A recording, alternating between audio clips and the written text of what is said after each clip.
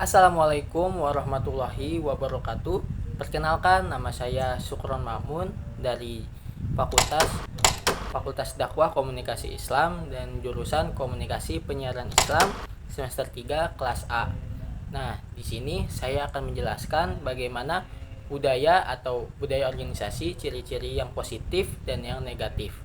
Nah, sebelum kita masuk ke ciri-ciri budaya organisasi yang positif dan negatif, di sini saya akan menjelaskan apa itu budaya organisasi. Budaya organisasi yaitu sebagai karakteristik pada suatu organisasi untuk kemudian menjadi pedoman bagi organisasi dengan cara membedakan dengan organisasi lainnya. Nah, budaya organisasi juga berfungsi sebagai norma perilaku serta nilai-nilai yang dipahami dan diterima oleh anggotanya sendiri dan digunakan sebagai dasar tata tertib organisasi tersebut. Selain itu, budaya organisasi juga dapat didefinisikan secara sederhana sebagai bagaimana hal-hal tersebut diselesaikan. Budaya organisasi juga melibatkan sekumpulan pengalaman, harapan, dan nilai-nilai yang terkandung di dalamnya yang kemudian tercermin dalam perilaku anggotanya. Bukan hanya sebagai perilaku anggotanya, tetapi juga filosofinya sebagai pengamalan dan pekerja internal serta interaksi dengan lingkungan luar organisasi hingga harapan-harapan untuk masa depan. Ada juga yang menggambarkan bahwa budaya organisasi kemudian melibatkan aturan-aturan seperti bahasa, simbol, norma, visi, sistem, kepercayaan, dan kebiasaan yang ada di dalam organisasi. Nah, untuk materi selanjutnya yaitu intinya yaitu mengenai bagaimana ciri-ciri budaya organisasi yang positif dan juga yang negatif.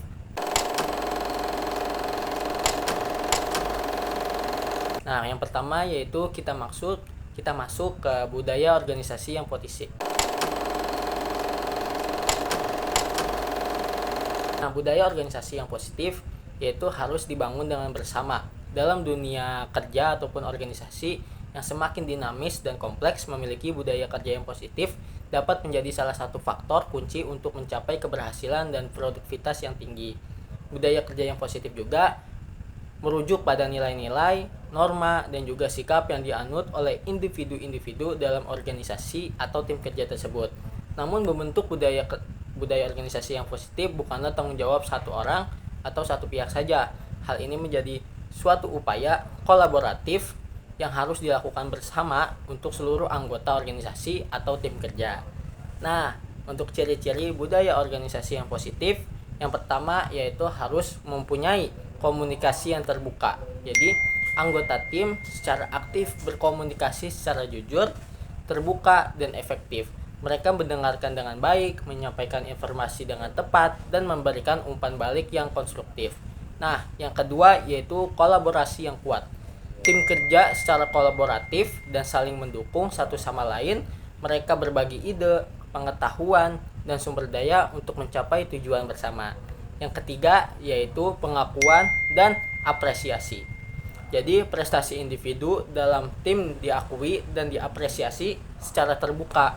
Penghargaan diberikan dengan adil dan konsisten untuk mendorong motivasi dan semangat kerja yang tinggi. Nah, yang keempat yaitu keterbukaan terhadap perubahan. Jadi, anggota tim itu harus terbuka terhadap perubahan dan inovasi. Mereka siap belajar, beradaptasi, dan meningkatkan diri dalam menghadapi tantangan yang baru. Yang kelima yaitu kepercayaan dan saling menghormati. Anggota tim harus memiliki kepercayaan yang tinggi satu sama lainnya. Mereka juga menghargai perbedaan, menghormati pendapat dan kontribusi setiap individu, dan serta menjalin hubungan kerjasama yang saling mendukung. Dan yang keenam yaitu lingkungan kerja yang seimbang. Jadi budaya kerja yang positif mendorong keseimbangan antara kehidupan pribadi dan profesional dalam anggota tim atau organisasi. Ini juga mencakup fleksibilitas dalam waktu kerja, dukungan untuk kesejahteraan karyawan atau anggota tim, dan juga untuk penekanan dalam kehidupan yang seimbang secara holistik. Nah, yang ketujuh yaitu tanggung jawab dan akuntabilitas. Jadi, anggota tim dalam sebuah organisasi harus memiliki rasa tanggung jawab terhadap tugas dan tindakan mereka.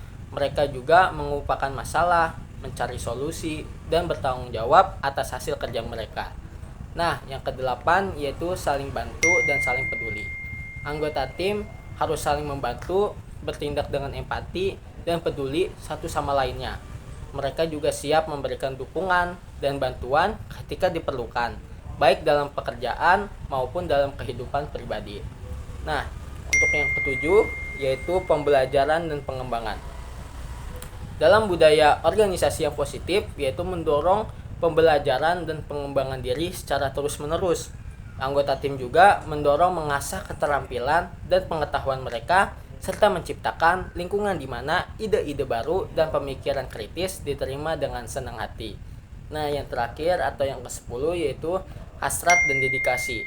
Jadi anggota tim memiliki hasrat yang tinggi terhadap pekerjaan mereka dan bersedia melakukan yang terbaik. Mereka mengedepankan dedikasi, kedisiplinan, keberhasilan, dan tim sebagai prioritas utama. Mengembangkan budaya kerja yang positif atau membutuhkan kesadaran dan komitmen yang bersama. Dengan ciri-ciri sebagai paduan, organisasi atau tim dapat membangun lingkungan kerja yang didasarkan pada kebersamaan, kerjasama, kepercayaan, dan kepuasan yang tinggi. Itu mengenai ciri-ciri budaya organisasi yang positif. Untuk selanjutnya yaitu mengenai bagaimana ciri-ciri budaya organisasi yang negatif.